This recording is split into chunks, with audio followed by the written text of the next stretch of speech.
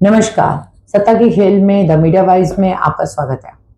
आज हमारे साथ मौजूद है चारकोप मुंबई के से विधायक, भारतीय जनता पार्टी के वरिष्ठ नेता और पूर्व राज्य मंत्री जो शहरी विकास से श्री योगेश सागर जी, जिन्होंने अपने क्षेत्र में विकास और सामाजिक कार्यों के लिए पहचान बनाई है।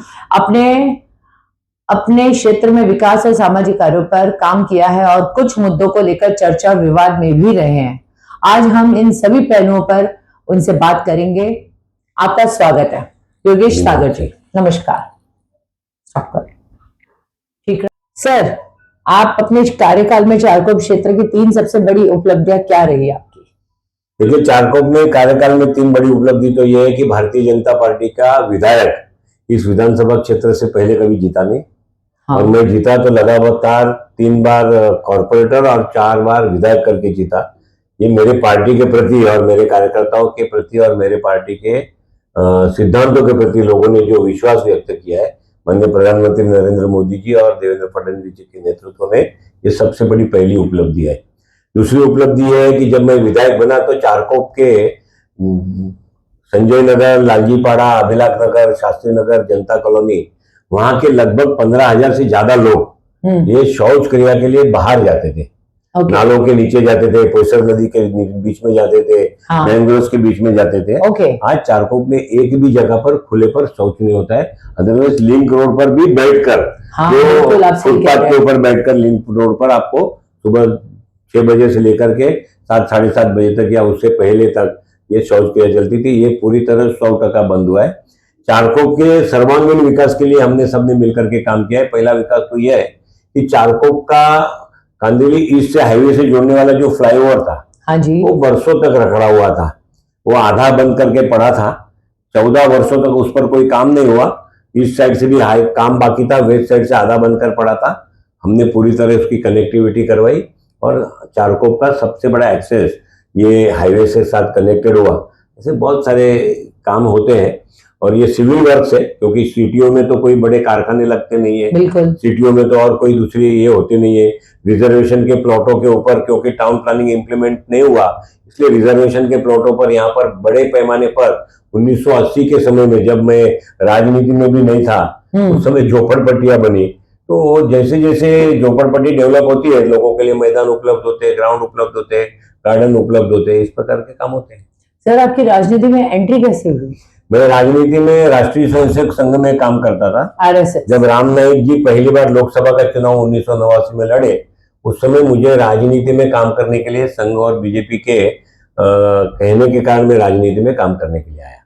और फिर धीरे धीरे आप MLA तक। हाँ, धीरे धीरे ये आपका सफर 38 साल हो गया, धीरे धीरे करते करते। 38 साल एक लंबा समय है। सर, आपको प्रजा फाउंडेशन द्वारा पहले बेस्ट MLA का दर्जा मिला है और आपने आज भी उस स्तर को बनाए रखा है। सर, कैसे बनाए रखा है? प्रजा फाउंडेशन का एक क्राइटेरिया है, उनके कुछ मेजरमेंट है। उस मेजरमेंट के अंदर वही सर्वे करते हैं, उसमें हमारा कोई रोल नहीं रहता है। लगातार 3 बार प्रजा फाउंडेशन ने मुझे best MLA of the city का अवार्ड दिया। मैं उनका आभार भी व्यक्त करता हूँ और उसके बाद वो टिकाने के लिए कोशिश करते हैं। उसके बाद बहुत सारे आमदारों को बेस्ट आमदार का अवार्ड मिला है। ओके सर, आपने MLA फंड के उपयोग की पारदर्शिता को कैसे सुनिश्चित करते हैं? देखिए, MLA फंड का उपयोगिता में हम महाड़ा को पत्र देते हैं। महाड़ा उसके ऊपर सर्वे करती है, उसके इंजीनियर होते हैं, सेक्शनल इंजीनियर होते हैं, वो आकर के सर्वे करते हैं। अगर काम रास्त है तो महाड़ा उसके ऊपर कार्रवाई करके एस्टिमेट तैयार करती है, टेंडर करती है और टेंडर करने के बाद उसको कामों को अलॉटमेंट होता है, उसका वर्क ऑर्डर निकलता है और काम पूरा होता है। वो सिस्टम के अंदर मुझे लगता है कि मुंबई के सारे विधायक जो महाड़ा के अंतर्गत काम होता है, इसी प्रकार के सिस्टम में काम करते हैं।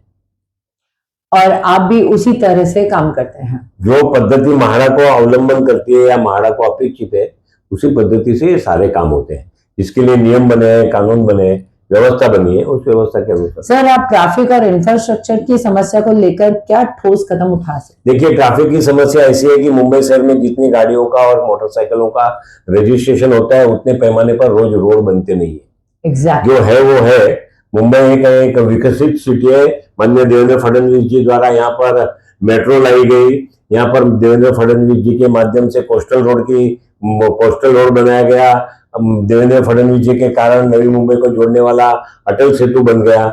ऐसे होने के बावजूद भी मुंबई क्योंकि एक स्ट्रिप्स है, मुंबई कोई चारों दिशा में बढ़ता हुआ सिटी नहीं है जिसके 3 बाजू समुद्र है, इसलिए जो व्यवस्था मुंबई के पास रोड की अवेलेबिलिटी है उस रोड में ट्रैफिक कंजेशन ये मुंबई का पार्ट एंड पार्सल रहेगा।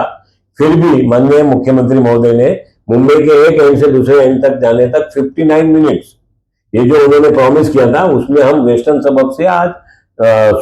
सबब से साउथ में नरीमन पॉइंट तक जाना है तो आप बोरीवली से नरीमन पॉइंट तक 1 घंटा 5 मिनट 1 घंटा 10 मिनट में पहुंच सकते हैं बाय रोड। That's great.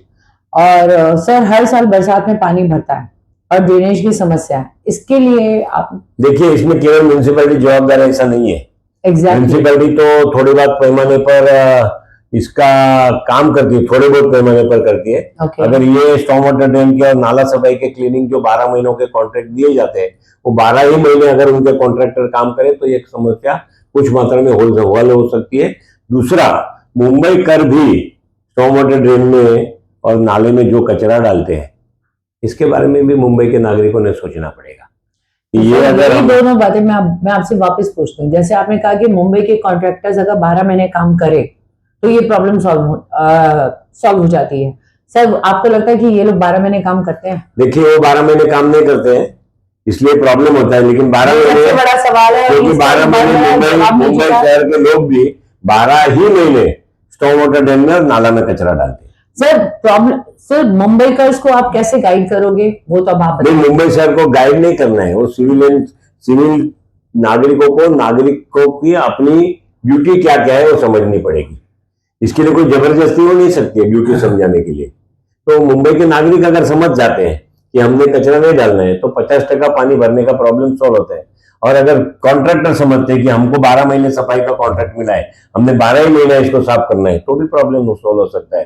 तो न कॉन्ट्रैक्टर से बीएमसी पूरा काम करवाएगी और ना मुंबई के नागरिक कचरा डालने से रुकते, तो ये प्रॉब्लम तब तक चलेगा। गलती यहाँ पे बीएमसी, कॉन्ट्रैक्टर्स एंड सिविलियंस तीनों की इक्वली आ रही है। सर आपके क्षेत्र में एसआरआई परियोजनाओं की क्या प्रगति है? एसआरआई परियोजना मेरे क्षेत्र में बहुत धीमी है।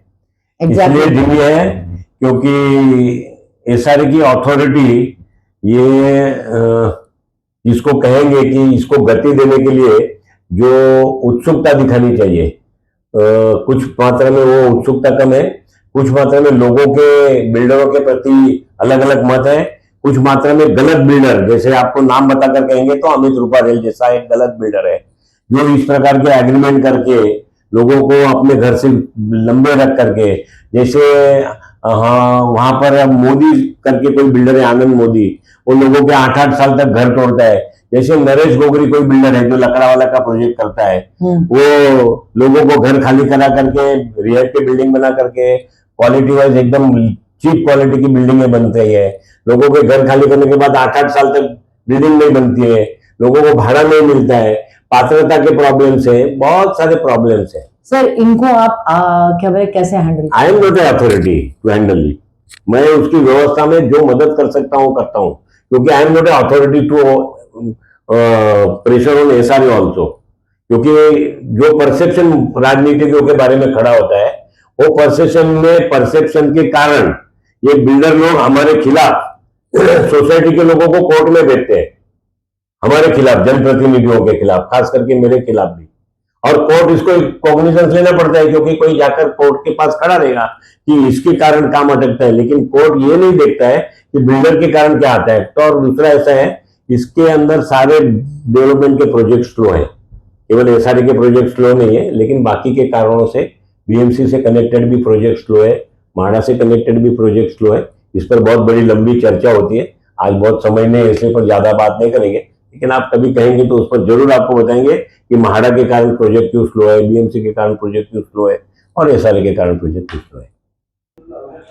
नमस्कार, द मीडिया वाइज में आपका स्वागत है। सत्ता के खेल में योगेश सागर जी के साथ आज मुलाकात हुई है और ये मुलाकात जारी रहेगी। अभी उनके साथ और इंटरव्यूज और बातचीत करना बाकी है, मुंबई की डेवलपमेंट के बारे में, मुंबई की प्रॉब्लम्स के बारे में, एसआरआई की प्रॉब्लम्स के बारे में, उनसे और सवाल जवाब करना बाकी है।